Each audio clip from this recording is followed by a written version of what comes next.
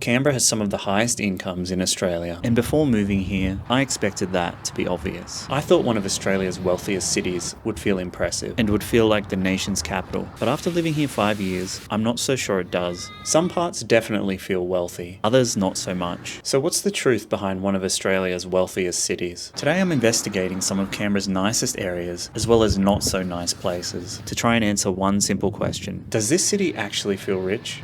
Let's go. What better place to start off than Kingston Foreshore? Definitely one of the nicer parts of town. And a former Prime Minister actually owned a home here. I'll show you that in a minute. The vibe here is definitely very upper middle class. But before checking out the former PM's place, I decided to put Kingston to the test and get a coffee. Because surely a suburb's affluence can be decided by how good the coffee is. The hazelnut latte caught my eye. Little did I know it was just a latte with some Nutella on the sides. It's not quite as bougie as I expected. But now I think we need to see the more expensive part of this place. I bet you didn't know that Canberra had a marina. I guess this is Canberra's answer to Darling Harbour in Sydney. It's not quite as luxurious as Sydney Harbour. So this is where former PM Malcolm Turnbull apparently owned an apartment. I'm gonna go check it out. That's honestly one of the bougiest benches I've ever seen. I mean, look how shiny it is. Okay, I think I've seen enough to confirm that this place is pretty rich. But this is only one spot. I think we need to see how Canberra City looks. And fair warning, there are some pretty bad spots here. Is that a sign of wealth? I've always walked past this thing and I don't really know how to feel about it. It feels quite Soviet, honestly. I know art is subjective, but, well, moving on. Okay, people must have money if $33 is considered a lunch special. This is one of the city's most well-known art pieces. Now, I don't know about you, but it kind of reminds me of the Squid Game doll in a creepy way. This is actually one of the main entrances to Canberra Centre. I think it's due for an update. Now, I'm going to show you some parts of the city in the interests of showing both the good and the bad.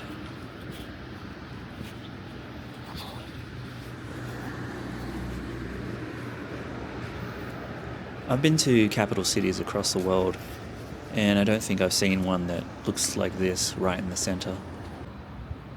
I think this speaks for itself.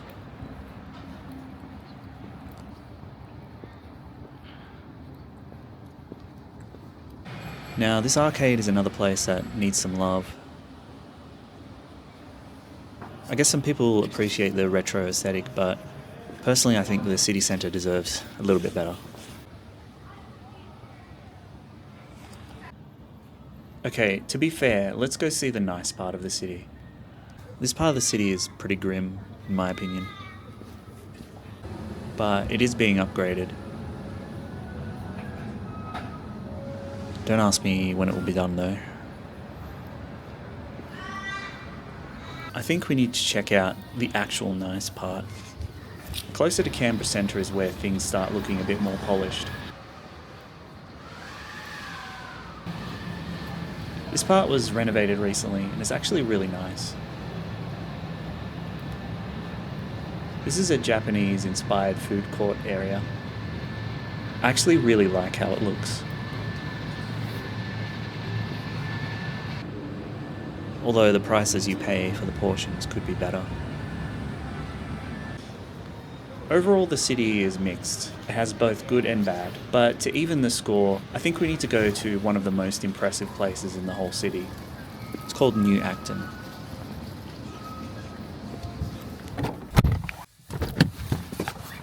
This is the Nishi Building.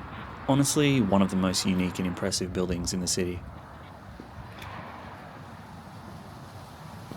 The inside of the building actually looks just as impressive. But for a place this impressive, it's surprisingly quiet.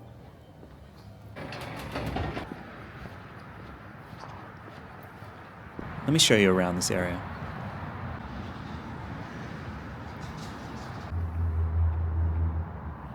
Now this guy is interesting.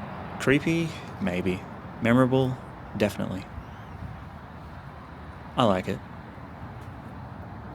There is lots of signage around here telling people how to behave. That does seem like something a wealthy area would do. Now these are really cool. I wonder how much these cost.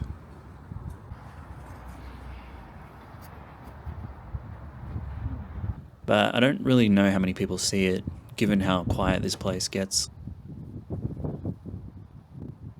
Overall, New Acton feels pretty luxurious, but it's just a little bit empty and lifeless most of the time.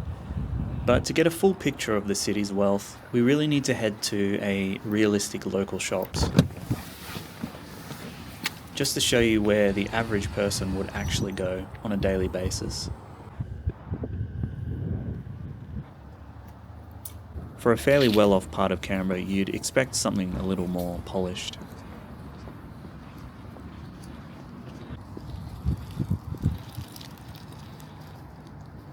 I'm not sure this is what I'd picture.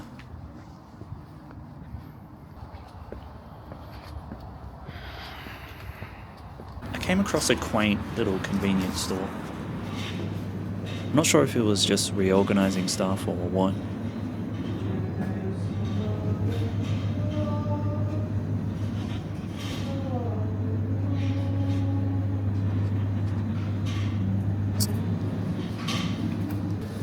But I wanted to test out a local cafe just to see what it was like. To give the place a fair take. I ordered the Spanish bread.